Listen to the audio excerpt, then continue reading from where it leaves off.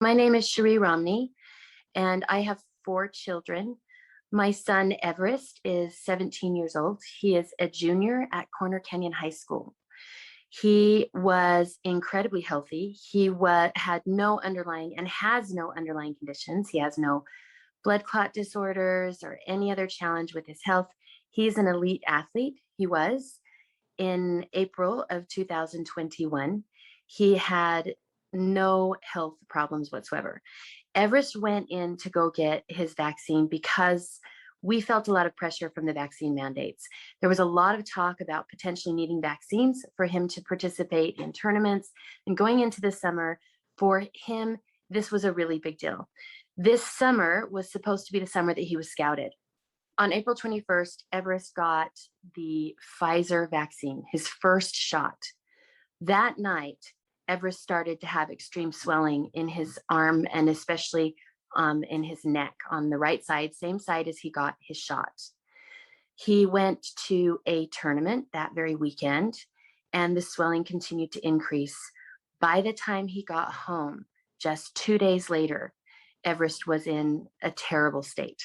He could not lift his head or move it or his neck without the assistance of his hands because the swelling and the pain was so severe and so extreme. So, of course, we took him to the doctor, and the pediatrician was incredibly dismissive.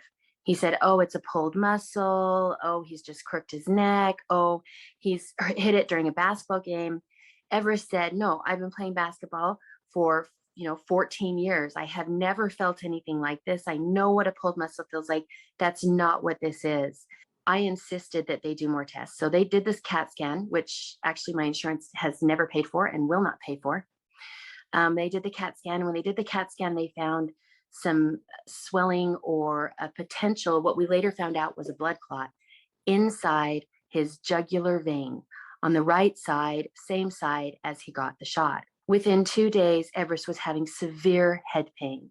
The head pain did not go away. We went to an Instacare. We went back. We called the doctor twice. We went to the emergency room. Finally, on the 9th day of his migraines, we went to the emergency room, and I insisted that they check his head. So they did. And that's when we found that there were blood clots in his brain. He actually had cerebral venous sinus thromboses on both sides of his brain, as well as an internal jugular vein thrombosis, which is incredibly rare. So when Everest was admitted to the hospital and he ended up in the PEDS ICU, his risk of death from one of those thromboses becoming a catastrophic event was incredibly high. Some of the doctors have hypothesized it was greater than 90%. So we sat there in the ICU, basically hoping Everest would not die because there was very little they could do. They put him on blood thinning medication, but blood thinning medication cannot take away blood clots. It can only prevent them from getting worse. So we sat there and waited. And we waited and hoped his body would absorb it and it wouldn't get worse. Eventually, Everest was transferred from the ICU down to the regular hospital. He ended up being in the hospital for almost 9 days. The entire time we were at the hospital, the doctors were incredibly dismissive. This is not related to the vaccine.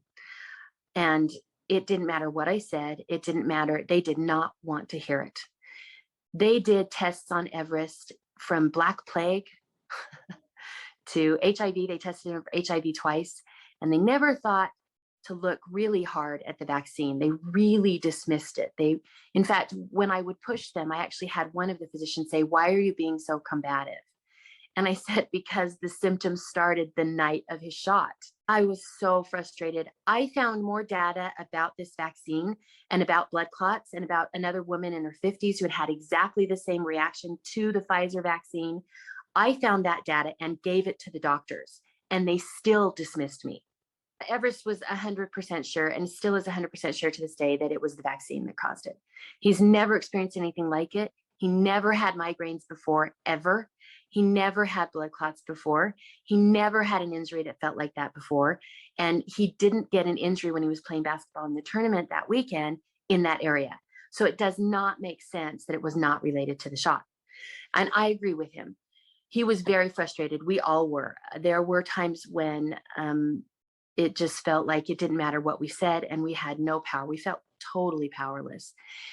If I hadn't pushed to have Everest in the ER, in the ICU, calling the doctors, if I hadn't advocated for him, he probably would not be here today. He would be dead. The blood clots would have killed him. And every once in a while, a doctor would say, yeah, I can see how that makes sense. And they would say it quietly, like they didn't want their colleagues to hear. We are indiscriminately just giving these vaccines to young adults. These young adults have a higher likelihood of being harmed by the vaccine than being harmed by COVID. That means that we are not doing what's medically necessary.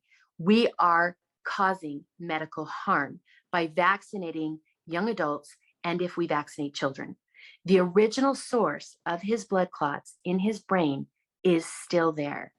Our hope is that it is stable, but it is so incredibly rare, the doctors have no idea what is going to happen with it, or if it's going to be there for the rest of his life, if it's going to present a risk down the road. We have no idea. And I know there are a lot of people that are saying people like me are lying. We're not lying. I have 9 days of hospital stay and visits and $100,000 of debt.